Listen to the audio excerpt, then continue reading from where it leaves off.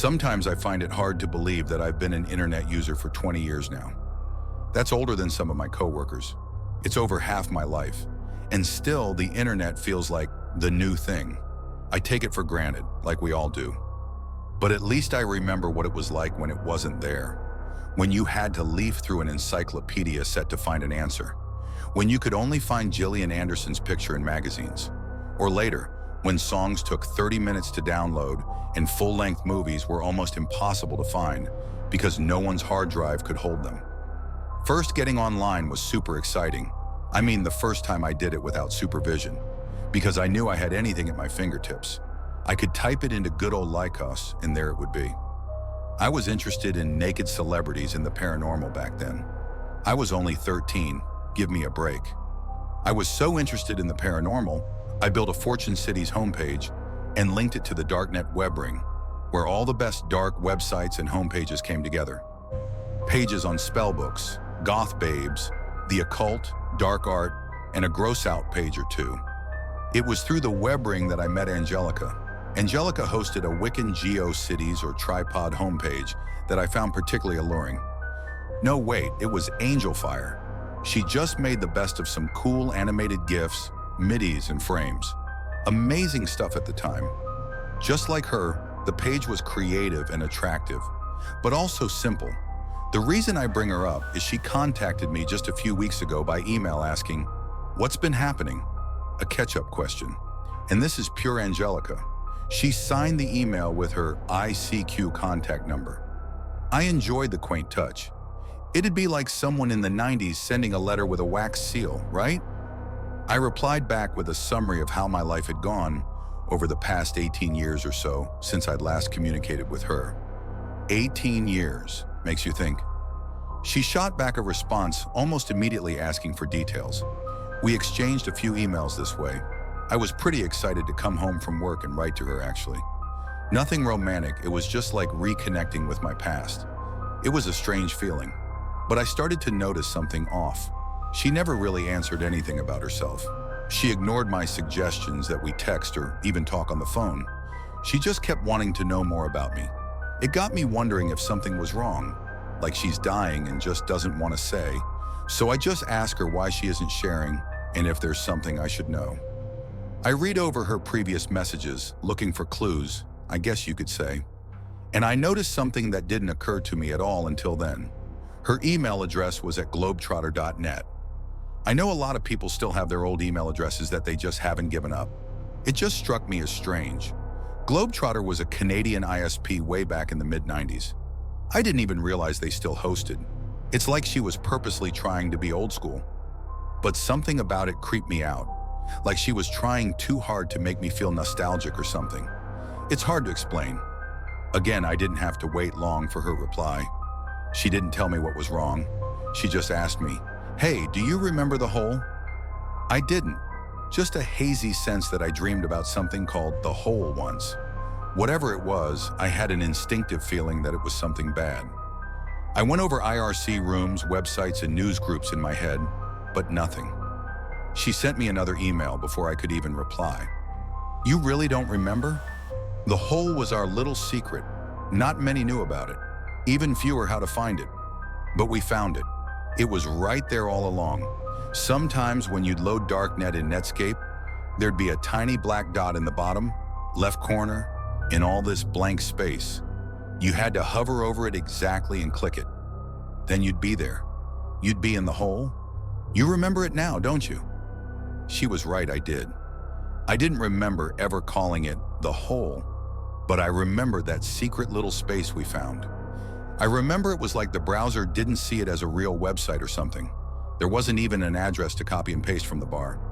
It was just the letter M. I tried everything to pin it down to an IP, but M was all I could ever find. I remembered it, but I never liked that site at all. There was nothing there. It was all empty. I remembered being excited the first time we found it, because it was something hidden, and it felt like somewhere we shouldn't be. And then I hated it, because it was just empty, and it made me feel bad and empty. I never cared to remember it. I wrote Angelica back telling her this. I didn't hear back from her that night. That was unusual. She normally replied right away. Eerily fast, like she already had her answer typed out, and it didn't matter what I actually said to her. But now I was waiting for a response, because this whole thing had me inexplicably shaken up. So of course, she doesn't reply. The next day when I got home from work, an email was waiting. She said that we were missing so much.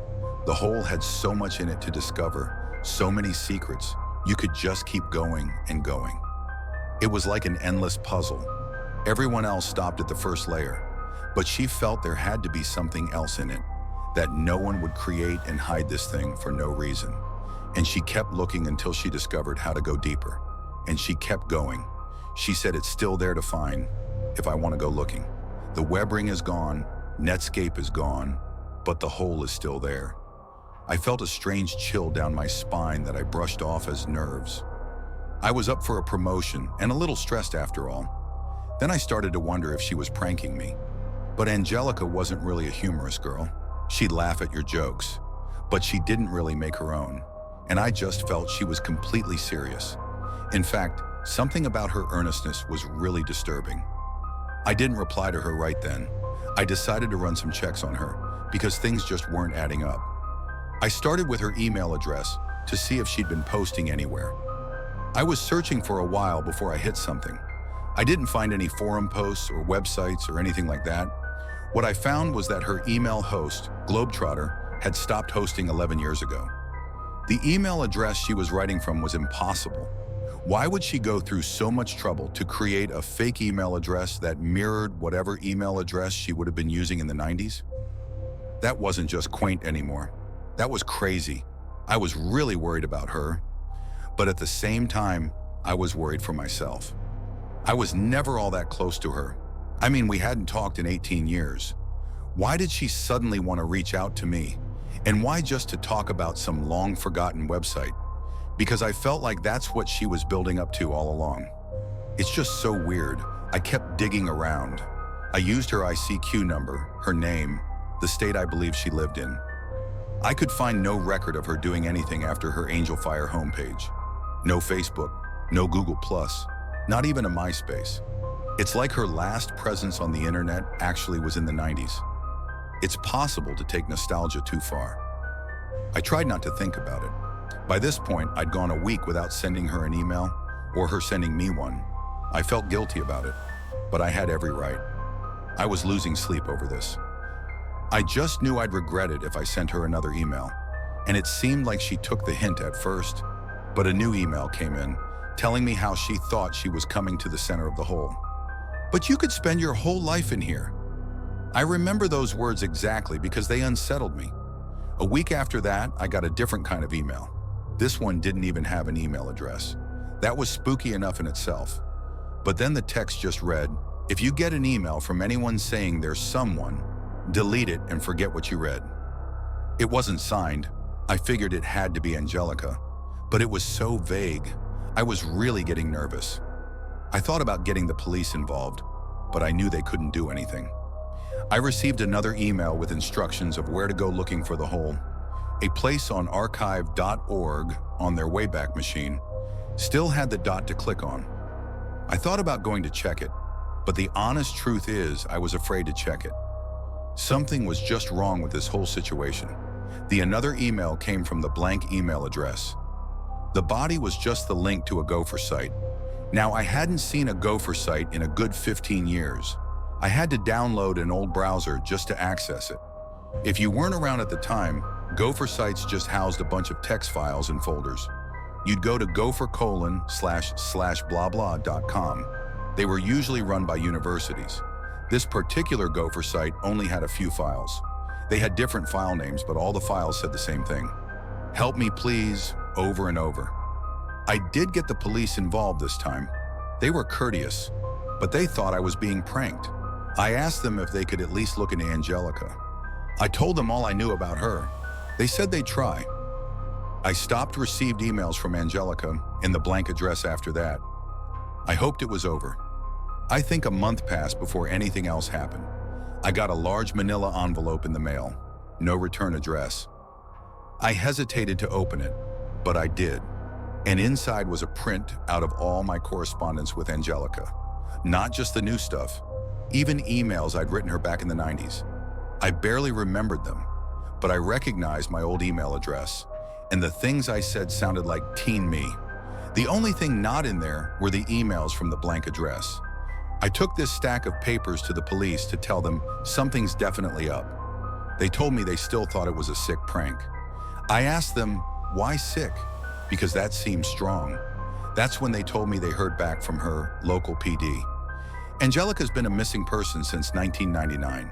Her parents offered a reward and everything, but there weren't any clues. One night she was in her room, listening to music, on the computer. In the morning she was gone. I was so shocked I had to sit down. I had to side with the police that this was a prank now. But at the same time, what if it was her? Maybe she's had a psychotic break or something? Or what else could it be? What's this stuff about the hole? Is it even real? And about the blank email address? I haven't a clue. And that's what scares the crap out of me about this.